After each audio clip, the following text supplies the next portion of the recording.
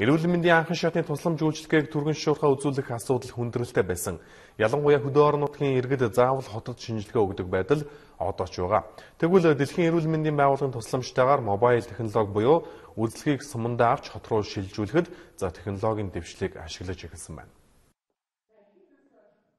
Тухайлбал Өмнөг аймгийн 2 сум, Сонгон найрхан дүүргийн 3 хороонд энэ төсөл хэрэгжсэн байна. Өөрөөр хэлбэл иргэн та хаанч амьдрадаг байсан заавал 3 дугаар шатлалын сайн мэлэг бараадах бус эмч нар өөрсдөө танд үйлчилж нарийн шинжилгээнүүдийг ч гэртээ өгөх боломж бүрдэн гэсэн үг юм а.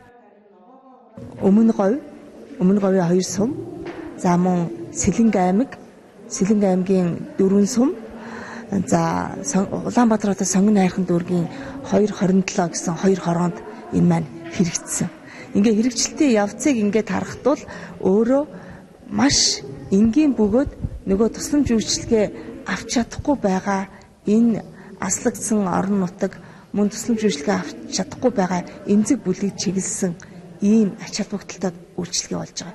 Тэгэхээр энэ маань өөрөө эхотогоо зүрхний бичлэгтэйгээ, лабораторийнхоо шинжилгээтэйгээ, за тэгээд эмч лаборант нартайгаа явж үйлчилгээ үзүүлдэг ийм цогц үйлчилгээг үзүүлдэг ийм төсөл явж байгаа.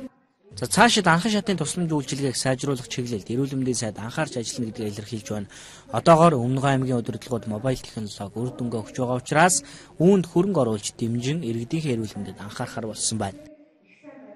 Заман одоо энэ мобайл технологиудыг бусад сумдуудад ашиглах одоо худалдан авалтыг хийх юмдаа санаачлууд гарч байгаа. Заман орон нутгад ажилладаг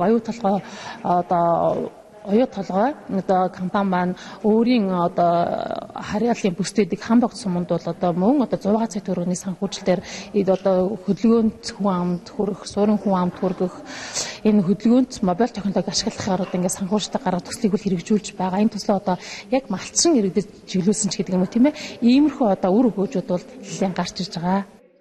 Төсөв мөнгө тааруу байгаач олон улсын тусламж хөтөлбөрүүдийг Монгол руу татах чиглэлд салбараараа анхаарч байгаа.